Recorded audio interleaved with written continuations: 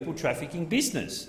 We've crossed the line here. We have crossed the line. In order to avoid a bad headline, we have Australian government officials involved in people trafficking. When is this going to stop? At what point will we decide enough's enough? We cannot continue going down the road that we're going.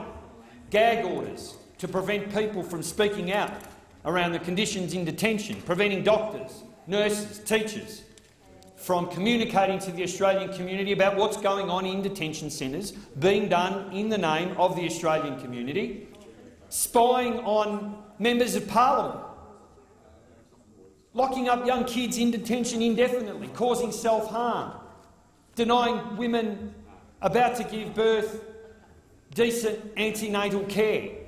That's where this debate is going, and now we've gone even further. We've put people's lives at risk on the high seas, and we've given people smugglers wads of cash in order to do it. We have to stop. And Senator Brandis refused to deny the fact that we are now engaged in bribery.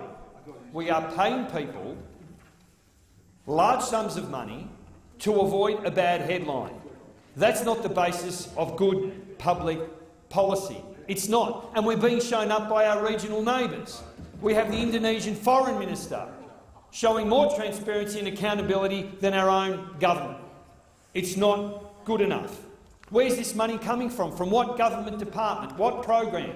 Is this foreign aid money? Will we find out later that this is contributing to the effort to combat poverty internationally? And we have an order from this place yesterday that made it very clear that if the government wants to stand by its claim that it did not break the law, either here in Australia or internationally, that it has the opportunity to demonstrate that by providing all of the documents around this activity that has occurred in relation to paying people traffickers. And what do we learn in question time? That it won't do it, that it's a matter of national security. Yes, those boats coming from Indonesia, just waiting to take over the Australian mainland, those people fleeing from those oppressive regimes, people from right across the planet leaving regimes that inflict torture, that inflict great harm on individuals, on young children, they just can't wait to put our national security at risk. What nonsense.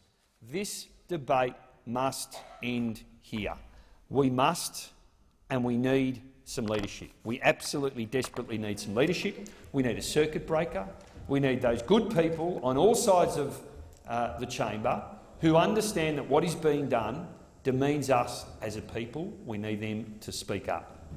Our leaders are letting us down. They are letting us down. It is no longer good enough to engage in this reckless, this lawless activity that is in breach of our own domestic law, that is in breach of international law. And some advice for my colleagues in the Australian Labor Party, who are now contemplating the notion of supporting the turn-back policy. At some point, you have to come to the realisation that you can't continue following this government down this path, down these depths, because they know no boundaries. They know no boundaries when it comes to the rule of law, when it comes to respecting international norms, when it comes to showing decency, compassion and humanity. They are simply not capable of it, and you must take a stand.